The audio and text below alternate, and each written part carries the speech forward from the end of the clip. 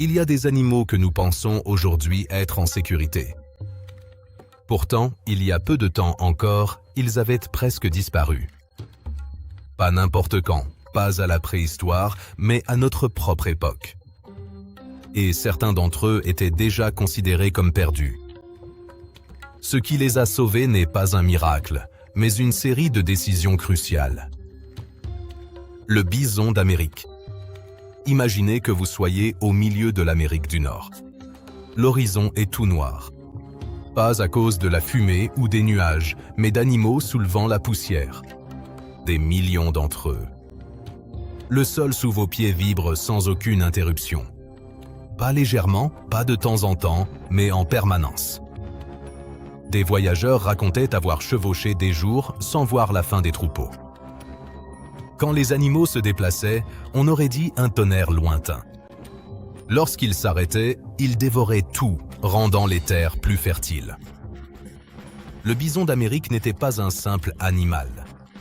C'était un pilier écologique. Ses sabots aérèrent le sol, son fumier fertilisait la prairie, ses migrations dictaient où l'herbe poussait ou disparaissait. Avant de continuer, retenez bien ceci. Sans le bison, l'Amérique du Nord aurait eu un aspect totalement différent.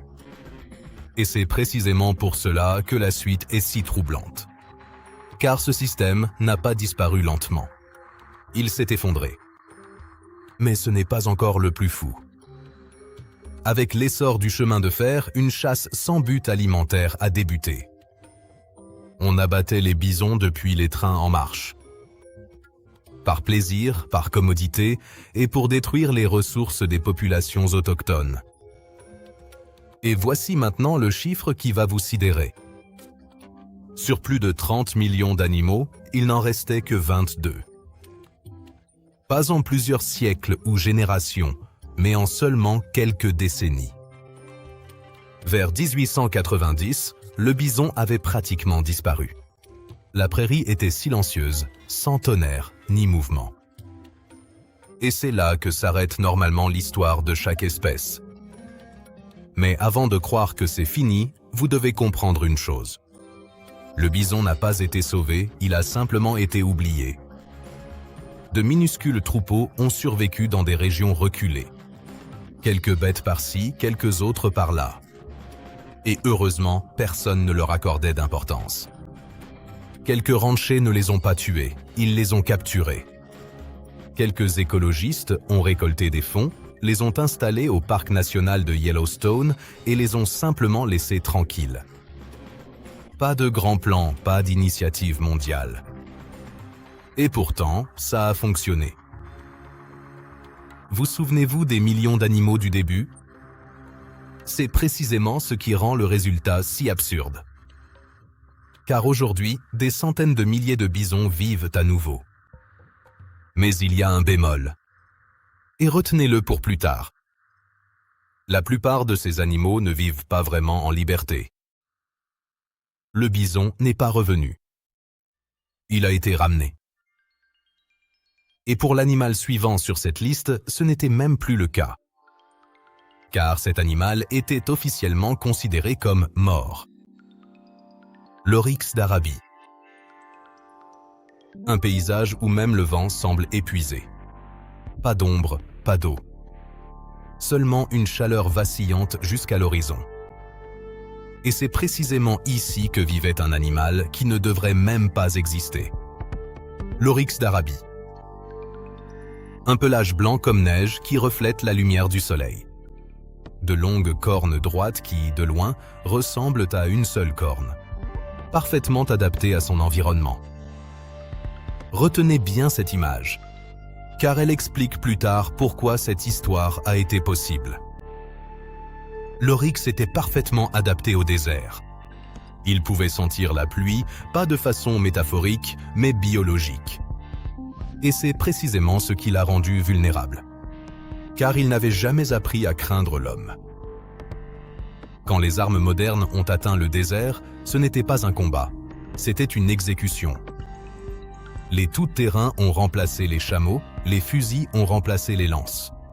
La chasse était efficace, trop efficace.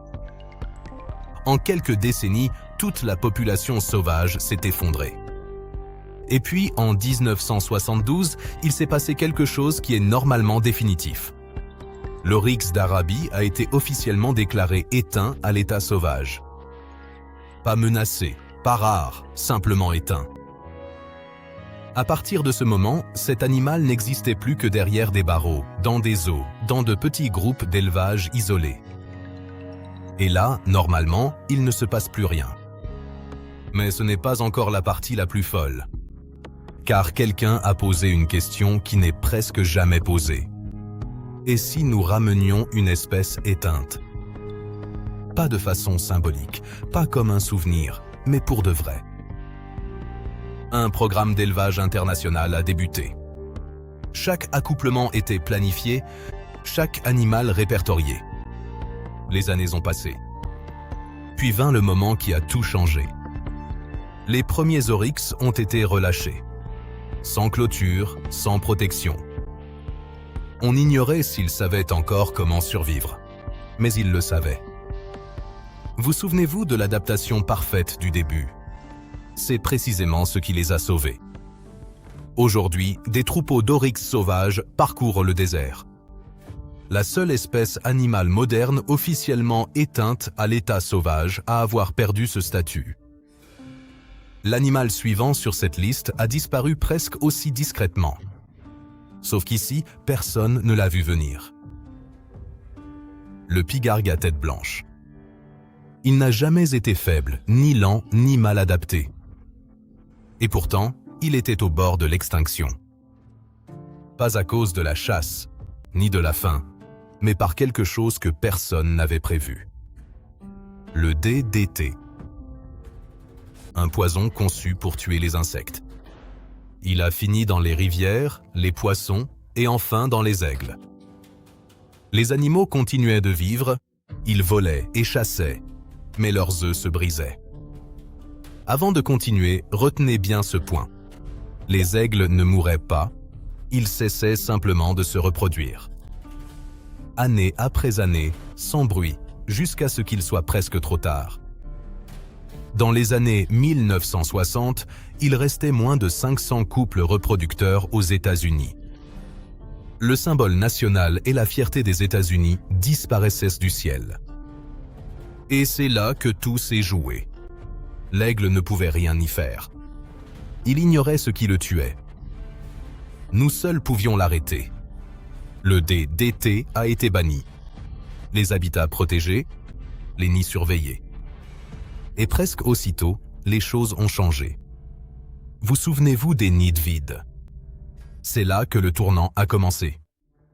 Les œufs ont recommencé à tenir, les poussins à éclore, les populations ont explosé. Aujourd'hui, on compte à nouveau des centaines de milliers de pigargues. Un animal sauvé, non par l'évolution, mais par la prise de conscience. Mais l'animal suivant sur cette liste avait disparu de façon encore plus invisible. Car il n'a même pas laissé de nid vide derrière lui. Le faucon pèlerin. Ce n'était pas un animal rare. Il était partout. Sur les côtes rocheuses, dans les montagnes, au-dessus des plaines. C'était le chasseur le plus rapide que cette planète ait jamais connu. En piqué, plus rapide qu'une voiture de course. Plus rapide que tout ce qui vole. Jusqu'à 390 km/h. Et c'est précisément pourquoi sa disparition semblait si surréaliste. Car cela n'a pas commencé par des cadavres, ni par des oiseaux morts au sol. Cela a commencé par une absence. Les nids restaient vides, les cris s'éteignaient, le ciel perdait ses ombres. Avant d'expliquer pourquoi c'est arrivé, retenez bien cette image. Un ciel, autrefois parsemé de cette espèce d'oiseau, soudainement vide. Sans que l'on puisse dire quand exactement cela a commencé. Comme pour le pigargue à tête blanche, le DDT a été le déclencheur. Le poison s'est accumulé dans la chaîne alimentaire.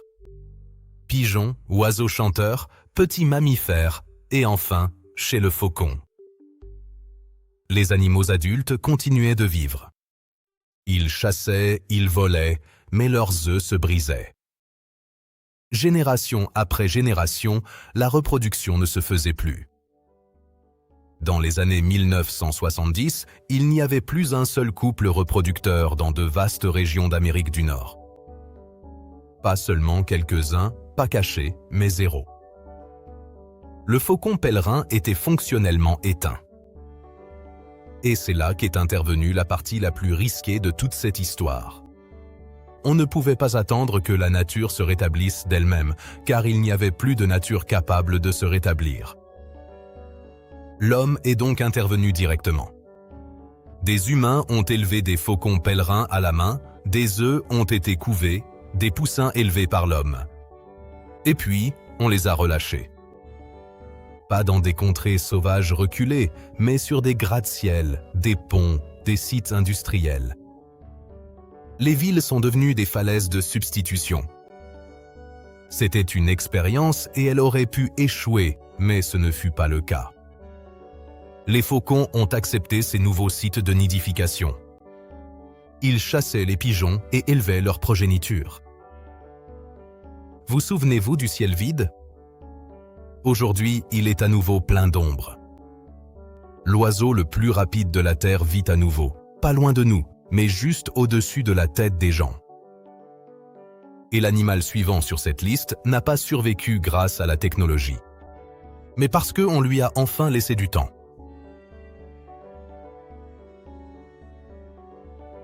L'alligator du Mississippi existait bien avant l'apparition de l'homme. Il a survécu aux ères glaciaires, aux extinctions massives. Il a vécu la fin des dinosaures. Mais il a failli ne pas nous survivre.